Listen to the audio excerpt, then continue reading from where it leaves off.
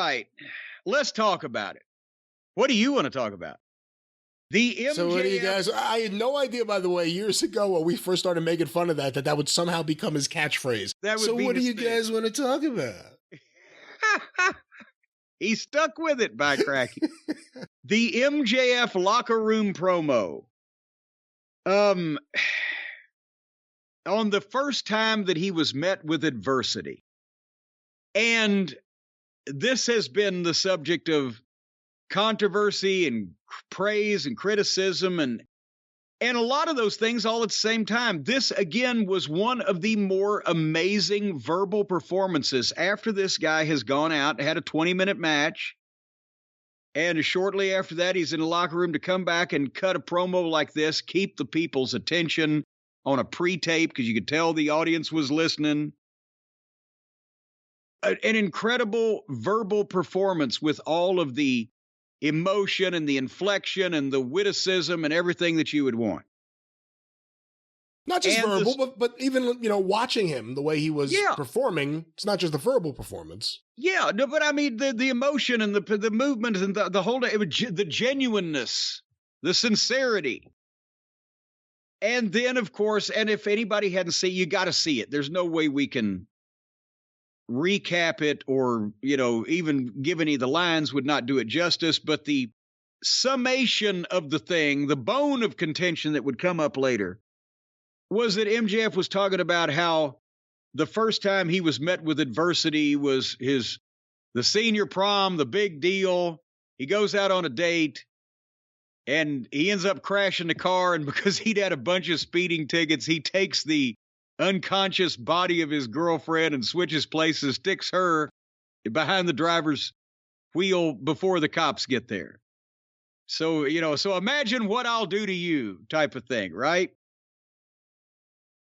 And apparently, after this aired live on the program, over 300 people called the Nassau County. It's called Nassau County. Nassau County. Well, I was going with Nassau County Police Department. You were going with Nassau.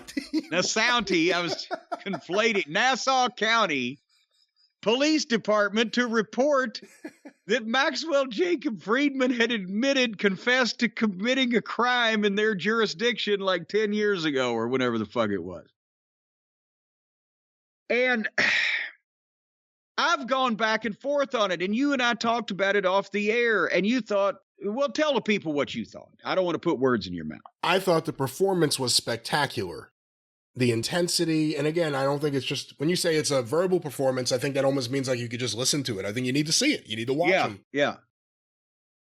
I had several issues with it. My biggest one is just, I don't think it was necessary. And I think it's cool that a heel can get the kind of heat today where people call Nassau County or whatever you called it. Yeah. But whatever. Nassau County on Long Island, the police department there about this. But to me, first of all, this has to be the last time we hear about anything from MJF's school years. I think that's it, because we've heard about problems in junior high or high school. No more of that. You're too old. Everything has to be in your 20s now. We're supposed to believe that MJF, this story, all of a sudden, this fantastical story that is ridiculous, and it's ridiculous that he would admit to the crime on TV. Yeah. To me, this felt more like a younger MJF who needed to establish himself as I'm the devil, versus a guy that needs to establish himself versus Bryan Danielson. He could do great, intense interviews just about wanting to kick the shit out of Bryan Danielson. I think this was, again, it was a great performance on its own, but in the middle of the wrestling show, in the middle of this feud, I thought it was an unnecessary step for where MJF is right now. And I personally think it's ridiculous. At what point do you compare something to Katie Vick? It's ridiculous, the idea that he was with this girl, she was blowing him, and then all of a sudden he switched places like he's fucking Kenny Powers or something. Well, no, that actually can be done. No, it can be done. I don't want to talk about my high school years. Oh, come on. But I agree. You took Norm Dooley and you put him in the driver's seat? He never got his license back after that. But I agree with what you're saying, that it sounded like a 23-year-old MJF in MLW would say that, because his prom was only like 4 or 5 years ago. But now he's a bigger boy. He's a little bit older. I can see your point there. I can also see the point that it was a great performance on its own. Did it fit here? And that's why I went back and forth, because first, and then I was like you. The main thing is I was not offended by the subject matter, or offended that he would do something like that, or say he would do something like that. I was almost offended by, I think the main thing was, I always believe MJF. I always believe his stories. I always believe his sincerity in being the prick that he is.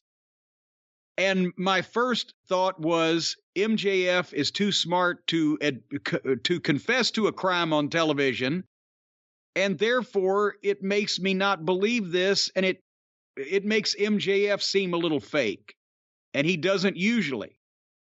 That's what I thought. But then when I heard that 300 and something people called the cops to fucking say he confessed, I'm like, well, shit.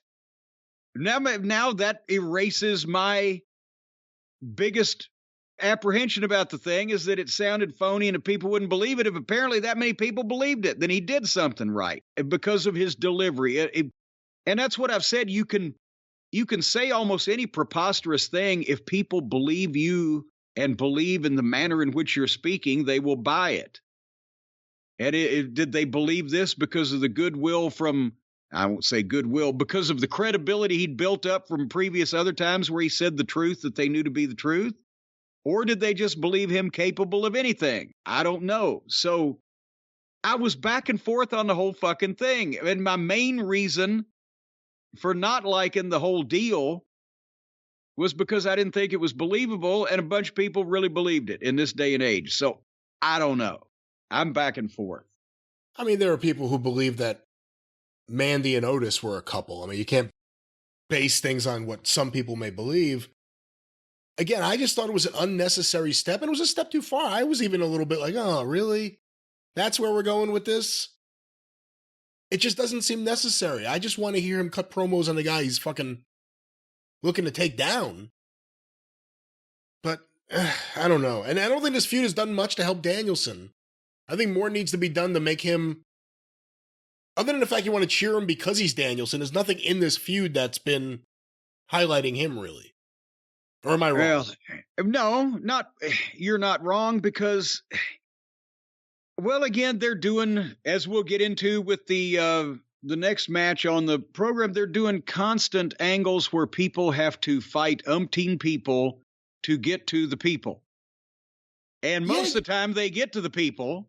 Sometimes they don't, but it's kind of feeling like the same thing instead of centering on the issue between the two people.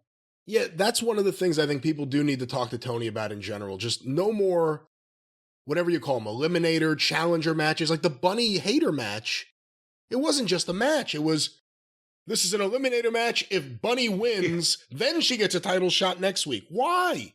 Just have a match.